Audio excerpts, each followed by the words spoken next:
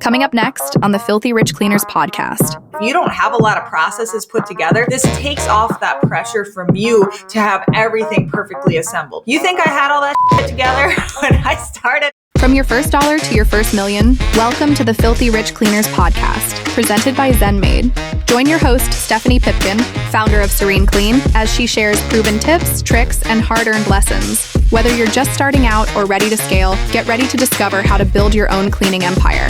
Let's roll up our sleeves and dive in.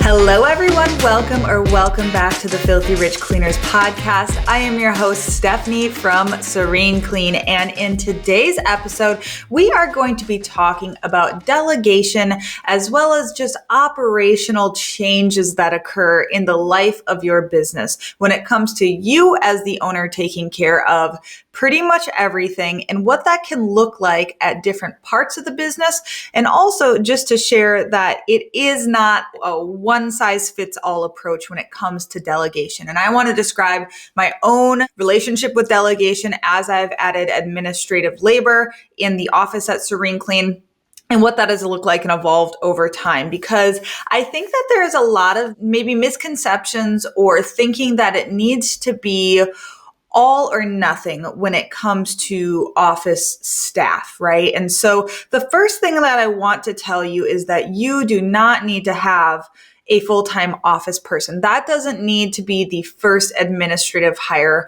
that you have. When you're ready to hire, when you're ready to start putting somebody into the office to help assist with all of that, it does not, and honestly, I don't think it should be a full-time job necessarily. And this is just based off of my own experience in Serene Clean. I feel it worked very well with all of my managers, that they all started as cleaners. One, you know how I feel about that. If you are a regular listener, is that I think that that's a huge advantage to having your administrative staff be able to clean so that they can help create that buffer between you, owner, and the field, right? So when somebody calls out, it's not just you that can clean, the office managers can also clean. Of course, if we're talking about virtual assistants or anybody who's not physically in the location of your business, well, that's irrelevant, right? That doesn't help you at all when it comes to call outs and things like that. So we're talking about in-person administrative staff. So say we do have somebody who's in person, but they don't know how to clean, nor have they been expected or trained to clean. Well, then who is going to clean when somebody gets called out, right? So I think personally that the best practice of, if you are going to have in-office staff, they should at least know how to clean and know that it is part of their job that they may get pulled into the field. And of course, that is not the goal. It is not the goal that is happening often.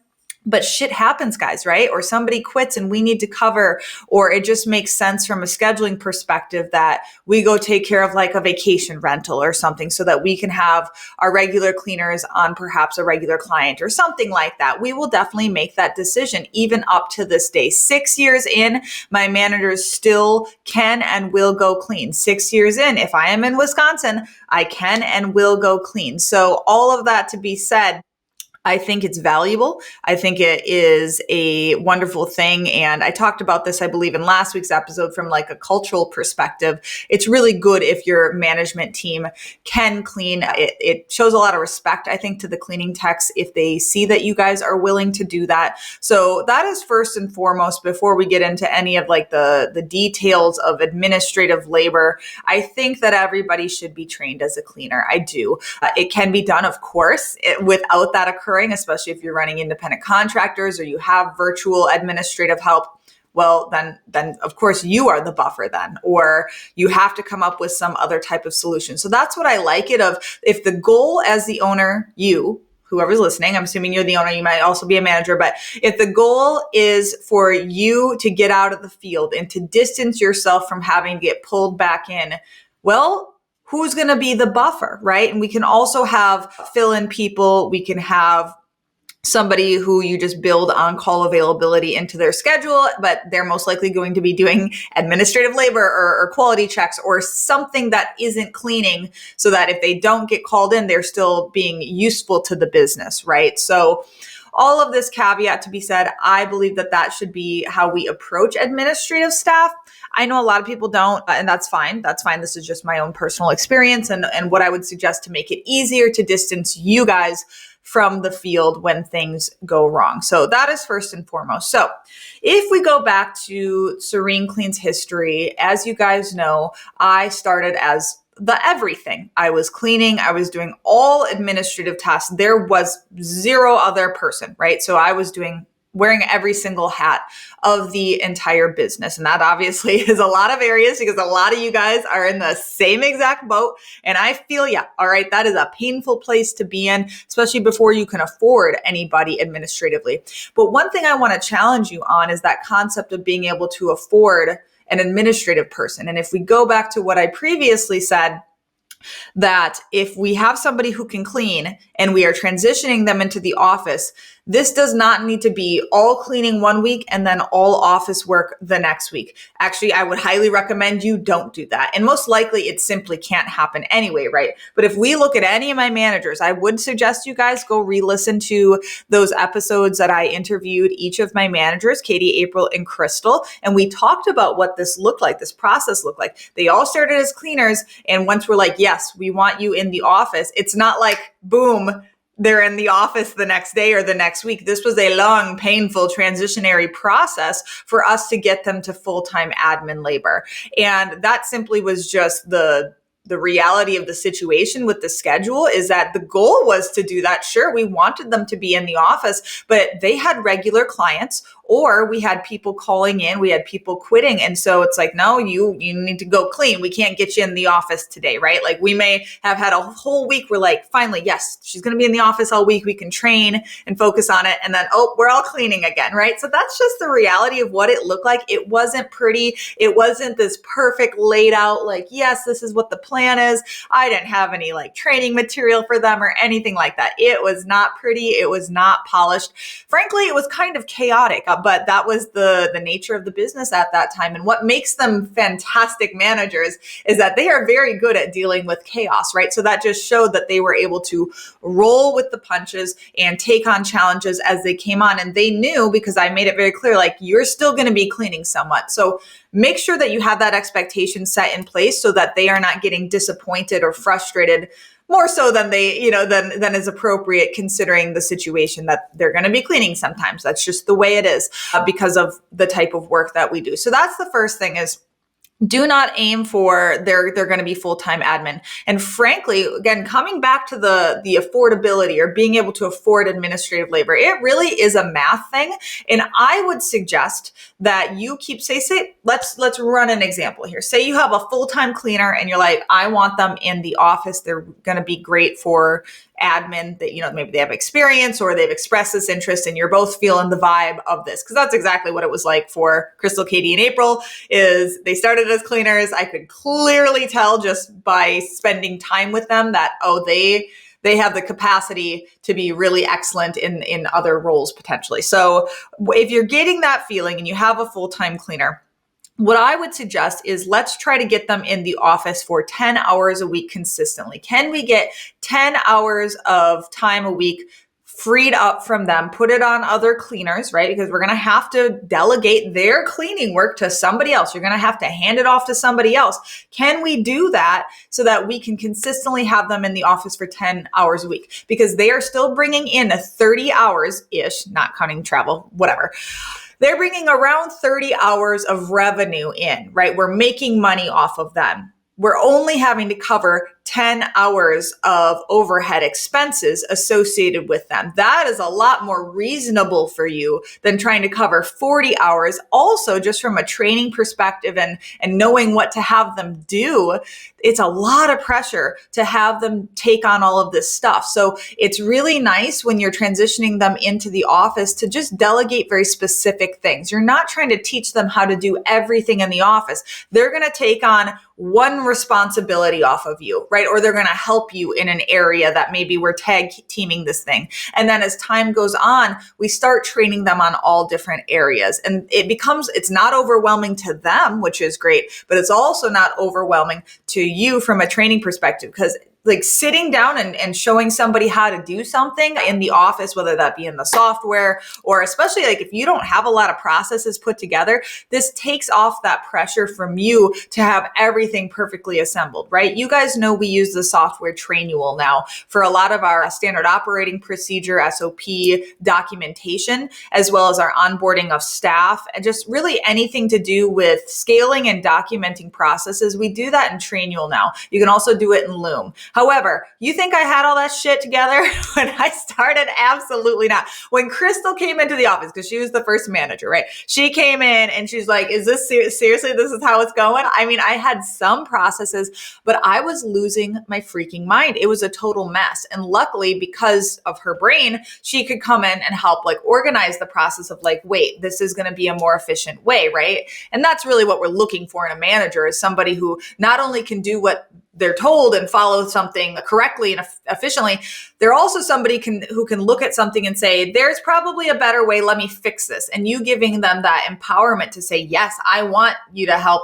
me fix this. I want you to make this the most efficient way, and really giving them that responsibility and trust. And that's another thing of, if we just give them 10 hours, they can prove themselves there. Because if you just take all of their cleanings off of them, right? Or maybe you just hire them outright as a full-time office manager. Let's throw they weren't a cleaner out. Let's say you're just hiring an admin person and you hire them for 40 hours a week, and you're probably going to be disappointed, but it's because you haven't set them up for success. Because having enough work for them, it's not that there's not enough to do. There's always so much to do, but you may not even know what that looks like, frankly, depending on what kind of size you are at. And so that can become really just overwhelming and an unsuccessful hire potentially. Whereas if we just start them off at part-time admin labor, and then they're covering the call, and or maybe they keep a couple regular clients until they have enough administrative labor on a regular basis and they've got that down. Okay, now let's start taking off more clients of theirs and transitioning them further until finally they are full-time. This eases the financial burden for you guys. This is a much more appropriate way to handle this than boom, 40 hours of admin labor. I mean, for most of you, it's just not going to make sense financially, and they're going to be sitting there and you're going to get pissed off, right? Because you haven't set them up for enough to do. And honestly, they may not be good at all of the administrative tasks, right? Or they may not be suited for all of them, rather. Like for us, I brought Crystal in and she started kind of helping me tackle certain areas of different things. And then we brought April in and we all kind of tackled all of it together. But very quickly, as time went on, we realized that they each had their proficiencies and what they were good at. And we started kind of dividing and delegating amongst us as a management team. And I'll go through like a typical day and all of that stuff, of course, in the different areas and when I kind of handed those things off. But a lot of the first stuff that Crystal helped me with was the scheduling, was emailing and contact back and forth. She never did payroll. I think she might have helped with billing. I'd have to go back to her episode and listen. So I would recommend you guys go back and listen to those.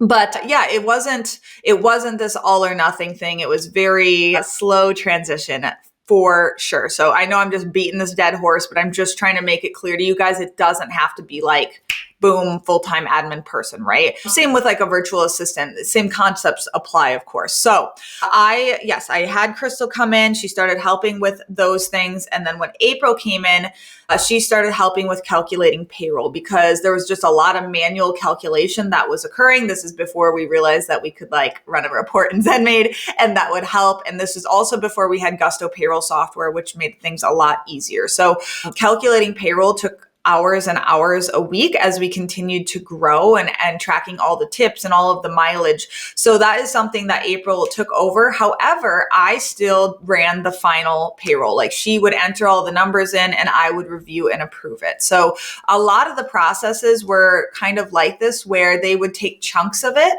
and then I would have the final touch point until I had seen, over that time and consistency. It wasn't because I didn't trust them. It was more so I just wanted to, make sure and still had that final say and control on things. So they also helped with things like quality control in the beginning, but it was just very haphazard. Like it was like, what do we need to tackle today? What are the, as I call them, burning fires? And no matter what, to this day, we are always going to handle the burning fires first, right? So I want to run through kind of like a typical day for Serene Clean. It just depends on the staff member, of course, meaning the administrative person, now that we have our roles kind of split up. However, this is going to be like the typical operations of the business, right? So first and foremost, we're going to deal with burning fires. And there are only a few things that qualify as a burning fire in my mind in a cleaning business. So the first thing is going to be employees calling out or quitting. That's going to be number one burning fire that we need to address immediately. We need to rearrange the schedule and see what our options are. So we are immediately in ZenMaid. We're looking at what we have available. Who can we push? Who could we cancel on if we need to? What can we do? Who could we pull from one cleaning and short another client? Like this is literally what's happening every single day. And that's not something that you can automate because you never know what each day is going to bring to you from a call out perspective. The other burning fire is going to be customers canceling for service that day. And this is, depending on where you're at, this could be a huge burning fire because you may have multiple cleaners out. This is why we need to have a cancellation policy, guys. However, if the client is sick, it's not really something we want to punish them for. If their children are sick, unless this is like a reoccurring problem, then they can have, a couple shots at that. And then we still have to charge them the cancellation fee. And that cancellation fee, when we do charge it, it's going to be 50% of the service. And we are going to pay the cleaner for the time if it was that last minute same day cancellation and we can get that cleaner any other work, we are going to pay them for the time that they were approved for at the cleaning. And that is what that cancellation fee is for. It is to cover that labor. So their income is not affected. And that's exactly what we explain to the client when we charge it, because if they are okay with their cleaner's income being affected negatively, especially if they're canceling for no good reason, they're a jackass client, right? They don't give a shit about your cleaners. And that's really, really inconsiderate and disrespectful. So I do take that very seriously. And I want to make sure that our staff's income is as regular as possible because it's not their fault that a client canceled, right? But the ideal situation is that we are going to be able to get them on another job. If somebody else wants off, we'll throw that out there. If anybody wants off earlier today so that the people who want to be working are working. If somebody I'd love to get off. My kid's got a baseball game and I wanted to travel to that or whatever. So keep that in mind. You can always get creative with that type of thing. And then finally, the other burning fire is going to be complaints, right? We want to get to the bottom of a complaint. We want to address that as quickly as possible. So those are the things that we are tackling right away every single morning. That is the first line of defense and the things that we are tackling, right? And so that's going to also look like communicating with cleaners, letting them know that we're rearranging the schedule or that changes are occurring. Refresh your ZenMaid, go look and make sure that you know where you're supposed to be going and you're going to have the tools that you're going to need. We try to let everybody know whose schedule is changing as quickly as possible, which is why it's so important that our cleaners are communicating. They don't just say, I don't feel well. They tell us I'm going to be out, right? Like that's very important that we have that effective communication. So not trying to go on a tangent here, but that's going to be the typical beginning of every single day at Serene Clean and at everybody's businesses, right? You guys know that because you might get pulled in and have to clean. And that sucks because it's like you had this whole day planned out and now you got to clean and it just blows. But that is the nature of when we are smaller and just starting out or even years into it. It still will happen occasionally where our managers have to go clean. So the next area is kind of like the follow-up process and sales and leads. And this is where it splits off depending on which manager. But if you guys are just looking like holistically, like what's important in the business, of course, keeping that sales funnel strong and dedicating time to that every single day when it comes to follow-up, when we're getting out the estimate requests. So say you had, 4 estimate requests come in yesterday or over the weekend, we want to get those out as quickly as possible, whether that means you're calling them, setting up a walkthrough. If you do walkthroughs, we do not. We are sending estimates out completely over the email. And this is an area I did I think we kind of shared this and we all tackled this pretty equally, but it quickly became clear that that's not something that it's ideal if one person kind of owns that. So if you can teach your administrative person to do that, that is an area that you could certainly delegate early on, but just make sure that you have good processes in place. I think a lot of people drop the ball specifically with follow-up when it comes to their administrative staff, or that sales are not very good. I think with my conversation with Sean Perry, we kind of talked about that nobody is typically as good at sales as the owner is. And that is something that we just have to grapple with. There are certain things that we can put into place to reduce the effects of that. Things like call scripts, record your damn call so you can listen and hear. Is it the tone? Are they smiling while they talk? Because you can hear that through the phone. Are they dealing with objections correctly? And these are all areas you may be like, Stephanie, I'm not good at this. And I understand that, but there are things that we can do to become better at sales. Sales is simply a practice, and I highly recommend a call script and using email templates so that you have consistency across all of the lead management, so that when we are controlling and changing variables, we can adjust things one at a time and see if that has a different effect. And then throughout the sales process, that follow-up is so important. And this is something that, I think this is a great area for you to delegate to a team member, but you need to not just say, yeah, follow up on the leads, right? We have to give them more guidance in that. What does that look like? And again, we're big fans of email templates, of text templates, so that everything is controlled, so that when we want to adjust something, it's not all willy-nilly, because when the follow-up and the way that we communicate with clients is all over the place and it's dependent on how we're speaking that day or how we're feeling that day, you can't know what the problem is necessarily, other than lack of consistency. That's a huge problem. But if we can tell when we're listening to the calls, they all seem to hesitate. Okay, what's that? Now we can start addressing that. And I know you guys are like, how do I do all these things? ChatGPT is your best friend. Even literally, you can talk back and forth and say, you are a world-class sales trainer or sales coach.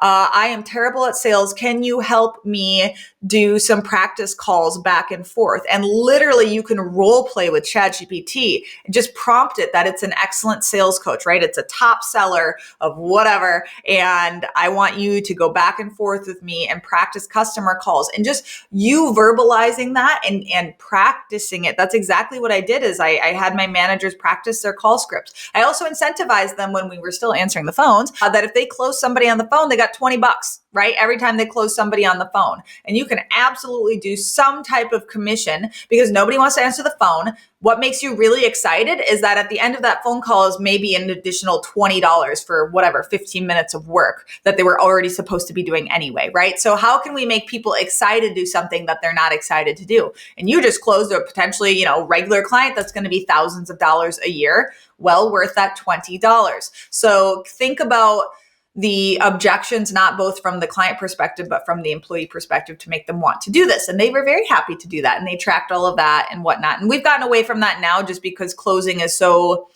variable and we do everything over email, but this is a good example. So I know I'm putting little tidbits on each of these steps, right? But that is an area that you certainly can delegate for sure, is anything to do with sales and estimating. I know a lot, and honestly, I would say you guys should hold on to this, at least, if you're doing commercial, especially, I would say you should still be doing the walkthroughs for a time. It should be a while before you're able to hand that off effectively.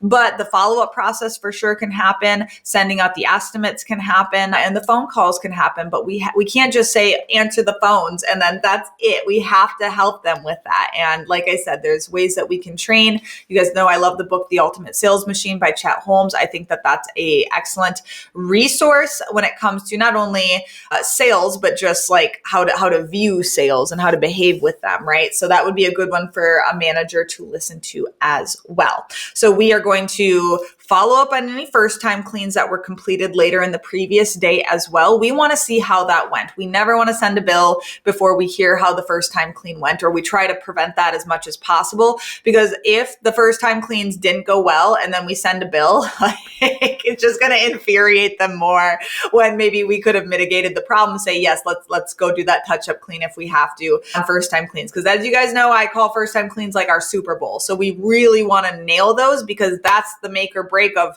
are we going to turn this into reoccurring revenue or not? Because one-off revenue is great, but that should be the icing on the cake. We want that juicy reoccurring revenue, which is easier said than done, I know, but we want to follow up. So let's say we got done with the cleaning like late yesterday, like it was, 5:30, right? And we don't want to send the bill, but we do want to send the estimate email at the end of the night or right away in the morning or the follow-up email rather. What am I saying? Not the estimate email. We want to send the follow-up email immediately after to make sure that they have an opportunity to voice any issues and that we can fix it very quickly before we send the bill, right? And then we're going to want to book them for reoccurring if possible. That's obviously the goal. Number 3, we're going to want to follow up on any estimates we sent the day before or 2 days before. And we do all of this in ClickUp when it comes to managing the lead process. And if that's something that you guys are interested in, my manager, Katie, is taking on folks for setting up ClickUp, meaning she can walk through our ClickUp lead management process and you guys can literally set up your own along the way, screen sharing, all that good stuff. We got a bunch of automations. If you want to go the ClickUp lead management route, I know a lot of people use Go High Level. That's great. We've built out ClickUp to suit our needs and it's very, very robust. So if you're interested in that, you can always shoot me an email, Stephanie@serene-clean.com, and I can get you hooked up with Katie because she is the one who manages all of the leads now at Serene Clean and is very into ClickUp every day. And so when it comes to doing all this follow-up and stuff, this is literally tasks that are automatically being created for her so she can just filter and see what follow-ups need to be happening. Or my executive assistant, Veronica, she handles a lot of the follow-up too. Katie's delegated to Veronica now a lot of this follow-up process, which is really, really cool and shows that something is systematic when you can hand it off to somebody else and there's no lack of quality in that process, right? There's no drop in how it's being executing, right? That's what the ideal systematic situation is that we can bring somebody in, here you go, watch these videos. These are the systems you need to be in, meaning the softwares, boom, you're good. So that is the ideal. It takes a little bit to get there, but that is where we are at now. We're going to then send any residential estimates out that were requested overnight, send any commercial bids that were due from completed walkthroughs. So as you can see, sales, that is a huge aspect of we want to get to that, because obviously the cash is king, right? We don't have money. We're going to die as business owners. So this is why we want to focus so heavily. Do not let this get away from you. You don't want to be sending an estimate from somebody who reached out days ago, right? This should be a huge priority. So once you get through your burning fires and once you get back to anything that's really, really urgent, meaning same day appointment stuff that needs to be added, maybe the emails that you need to add notes to the ZenMaid notes in, right? Or something like that. We're going to handle that kind of client communication, but then we're going to get to sales. We're going to get to follow up. And that's every single day. You should be nose to the grind in that. This should be a huge priority of what needs to get done.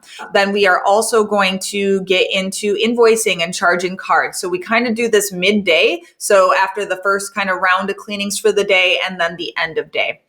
And so billing and invoicing is an area that I think I delegated pretty quickly, or we tackled it as a group, but this is something that April took on pretty early on. And we would kind of say hey, you get to it today, or I'll get to it today. And we kind of tag teamed that responsibility. This could be an area where you feel a little bit uneasy to delegate necessarily. I can understand that, but if you feel like you can't trust them to do this, they shouldn't be in the office at all. They shouldn't have any access to anything at all if you do not feel like you can trust them with this. So this is a trust but verify. Truly, all areas of delegation are trust but verify on a regular basis. And that can, be less frequent as time goes on and you've seen their work and they've been consistent and they've shown that they are trustworthy. But early on, we want to be really looking into what people are doing. And so I think that that's a misconception, is that once you hand off a task or responsibility to an administrative person, it's off of your chest forever.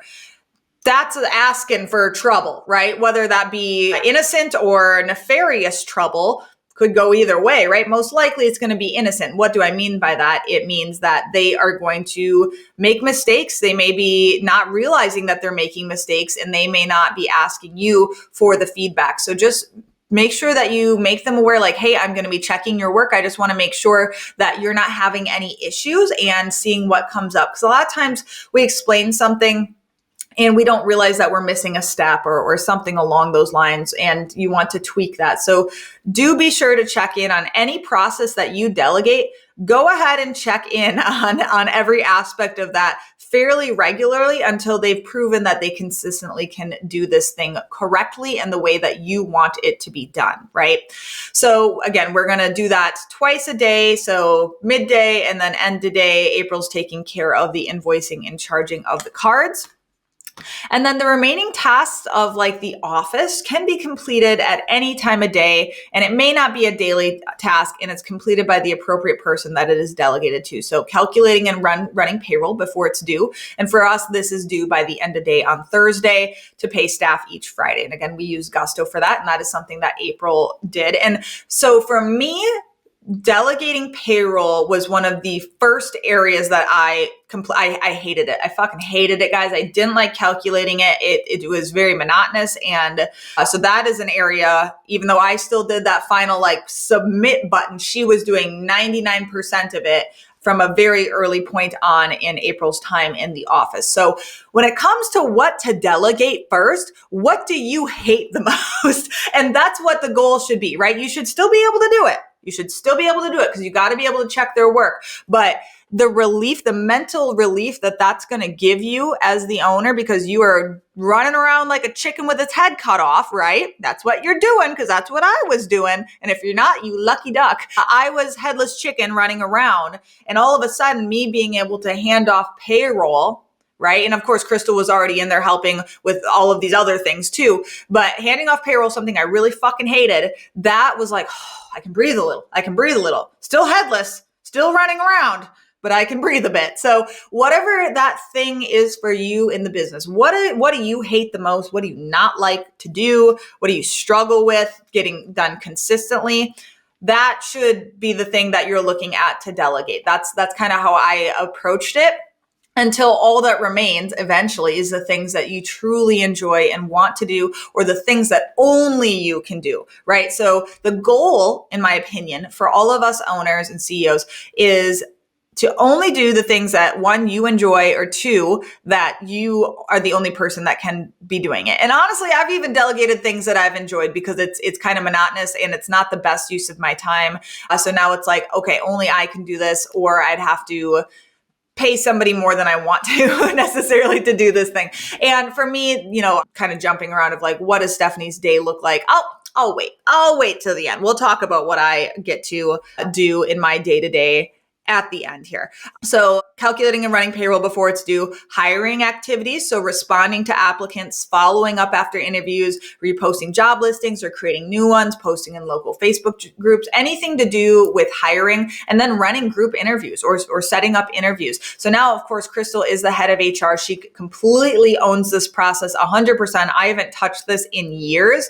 However, that is something that she was able to run the group interview and help with that. So we kind of tag teamed interviewing, and she was managing a lot of that process from early on. That was another area where I was really overwhelmed in, is just keeping the hiring funnel going, right? So this could be an area very, I would say, easy to show how to do this. I think, meaning, okay, this is how we do job listings. This is how you should be responding to applicants, that type of thing. Like this could be an easy area for you to delegate as well.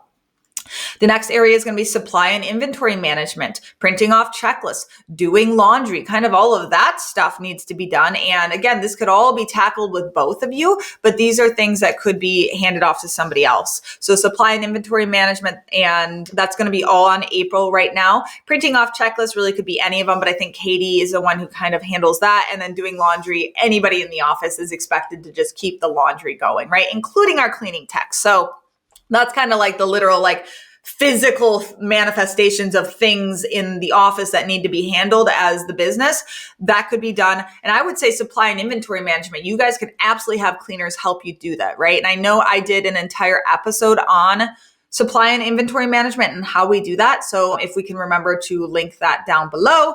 Nicole, hey, Nicole, go do that right now. If I call you up, maybe you'll do it. I'll link the supply and inventory management episode that we did a few months back. And if you guys want to specifically see how we handle that with our cleaning techs helping with that, that may be very useful to you. The next area is going to be bookkeeping tasks. So paying credit cards, any late payments from commercial accounts, following up on this. So I see that as separately from invoicing and charging cards, because now this is like bookkeeping. And so this could be an area you guys delegate very early on, and you could delegate this right outside the business and get yourself a bookkeeper. I still think you should know how to bookkeep 100% so you can check, and again, that trust but verify so that things are being done correctly. I know that nobody likes the bookkeeping, I understand, but I do think that it is important we know what's going on so that we can understand our business finances. I still review all of the books at the end of the month. Actually, on a monthly basis, I go through and I'm comparing the expenses from the previous month. I'm not actually doing the manual entry of any of the transactions, but I am approving them. Yeah, I guess I still do hold on to some of the bookkeeping responsibilities because we have QuickBooks Online. And what that does is it connects to our bank accounts and it's bringing in the transactions from all of our accounts. And then I am just adding those into the different various categories of expenses. And so April is doing some of that. She's handling all of the credit cards. And I think Crystal used to do that before. So we've literally passed it between managers to whoever it makes sense, right? So Crystal is now HR, so she's not going to handle that, but it makes sense now with payroll and accounts receivable and payable. That's April. So she's going to do that. So this has shifted over the years. So April's going to handle all of the credit card, anything to do with the credit cards, because we try to put everything on our business credit cards as much as possible so that we can we're paying it off, of course, every single month, but that way we can get the cashback rewards, right? Because we're already going to be spending that money. And it also prevents fraud because if something's on a credit card, it's a lot easier to handle a fraud charge as opposed to it pulling directly from a debit card. So little side note, definitely recommend everybody put things on business credit cards. I know you might be like, Stephanie, credit cards? Yes. Like if you're already going to be spending the money, pay the fucking thing off every month. All right. And I'm not trying to shame anybody if you can't do that yet, but that is the ultimate goal, is that we're going to be paying this off every single month. And we're getting rewarded for spending money that we would already spend and protecting ourselves from fraud. So she's going to do that, but I still am looking through the books. I am adding things that are pulling automatically from the bank account potentially. And then I am reviewing all of the expenses each month, looking at what categories went up, went down, why, making sure everything is categorized correctly. And then our accountant is also reviewing all of that as well and making sure that things are technically categorized correctly from a tax perspective, right? But this could be an area that you guys 100% delegate, but do be checking, okay? Finally, marketing and branding activities. So this is creating and scheduling out social media posts, working on the website, cold calling and emailing. That's kind of sales, but yeah, I would say that's sales activities. Asking for reviews, adding content to Google My Business, seeking out networking events, brainstorming new ideas, for example, cleaning giveaways, adopt a highway, joining Cleaning for a Reason, free cleaning name nomination program, etc. All of these different things that we can do as a promotional activity for the business and building the brand, right? I would also say that this kind of falls into managing employee relations, but we'll talk about that a little bit in the culture section. So I have held on to a lot of the marketing. My degree is in marketing. I enjoy the marketing and branding aspects of the business. I feel like I'm pretty adept at it. It's always just what I've been drawn to. However, there are certain aspects of it that I do not handle anymore. I have now delegated that to Veronica, my executive assistant. For example, pretty much all of the social media posts, except a few, either Veronica or Crystal is handling it. Working on the website, that could be me or Veronica. adding content to Google My Business. It could be several of us depending on what type of content it is. So whoever is making the content, for example, like a welcome post on social media for a new staff member, that's going to be Crystal because she's HR. So Crystal is actually going to put that on Google My Business, where I do all of the anniversary posts for the employees. So I put that on Google My Business. So it's not, again, like blanket, everything is on one person. It just depends on what the task is and what makes the most sense, right? So yeah, and then, going to networking events, that I think that still is a great thing for you to be doing because you are the face of your business. But if you do have a trusted administrative person, like for example, I would absolutely have Katie go to Business After 5 or BNI meetings. Like I would have no issues with that at all if we wanted to do those types of networking events. But I do think that for the time being, especially if you're smaller, just starting out, I think it's a great idea for you to get, foot on pavement. Let's go. Let's network. I think it's a great thing because you're going to be the most passionate and you're going to be able to really set the tone the best, I think, when it comes to that type of thing. But yeah, there's a lot of areas in this particular category that you could delegate. Again, like, okay, before and after graphics. Once we figure out how we want that done, as I talked about in a couple episodes back of standing out online, right? This topic talked a lot about in that episode, right? And a lot of the things that we can do, we can absolutely delegate to an administrative person, right? So it's actually been fairly recent in the past year that I've delegated most of this. So up until last year, I was still handling a ton of this stuff. The next area is going to be just formal and informal employee interaction. So this could be a performance review. This could be taking them out to lunch, messaging back and forth, getting them answers on things, checking in on how training is going, sending them feedback surveys, and sharing that feedback, wishing them happy birthday or happy work anniversary, meetings with them about a complaint potentially. Like there's so many different types of things that happen when it comes to employee interactions. And really, depending on what it is, it could be any of my managers, right? But it's most likely not going to be me. So this is an area that until I moved, this was something that I participated in more. Well, no, really even before that. So before our Fort McCoy job, this stuff I was much more involved with. But once we got that big Fort McCoy job and I was not in the business every day, meaning in the office every day, seeing my employees in that manner, this was something I was more heavily involved with. But then once we got that Fort McCoy job and I was away from the office, and this was really on my managers, they took that on and they've kept it ever since, right? So again, we have an HR person, Crystal. We have, processes in place to handle all of these different areas of what that's going to look like. We have text templates and the expectation of what is the correct way to communicate about things. So this could be something that you and your admin person both tackle, right? And honestly, I think this, you kind of have to, especially as you add more cleaners and cleaning techs, whatever you guys call them. We call them cleaning techs. But as you add more of them, you kind of have to, you're going to be forced to do this because if you're in meetings or dealing with sales and things like that and a cleaner needs something, well, you got to get that to them quickly. We have to be very responsive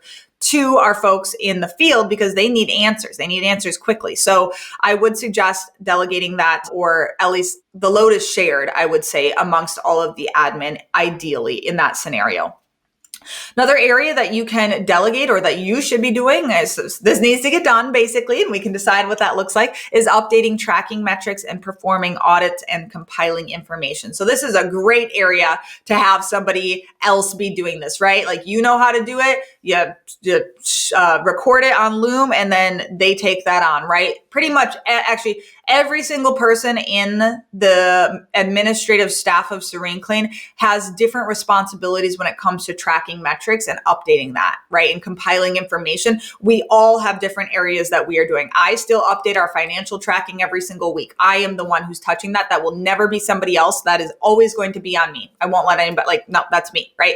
But anything to do with human resources, tracking, hours out, approved time off, that type of stuff, Crystal's going to be doing that. Katie's going to be handling sales stuff. April is going to do a lot of audits based on production rates and pricing audits, right? We all have different areas that we touch that because, KPI tracking, like that can just be very extensive and overwhelming, but have them do a little part of it. That's a great idea so that every single week you are to update this spreadsheet and this is where you find that information, right? And we slowly get these processes in place. That can be a great place for you to delegate. our weekly team meeting every Monday morning at 8:15 a.m. We have our weekly team meeting. I run that. It used to be that Crystal ran it, but then once I moved away, we decided it was best that I did because I did it in person. And then once I moved, we had it where it was Crystal, but now we've kind of shifted back to like, this is best coming from me, and I run that every single week. However, Veronica is the one who is getting my team meeting agenda prepared. So that was a great thing to get delegated off of me because it took quite some time every week and it had to be done before Monday morning. Veronica's in a different time zone than me, so she's actually ahead. So she can do that Monday morning before we're even in the office. And then I have it all ready to go and updated. Because otherwise, literally every single Monday morning or Sunday night, I was having to do this meeting agenda for it to be correct. So that was a great thing to get off of me. And then the weekly manager meeting, we do that on Wednesdays, and that, we all are in person for that, or we are all present for that. That's not really something that you can delegate, right? But it is a meeting.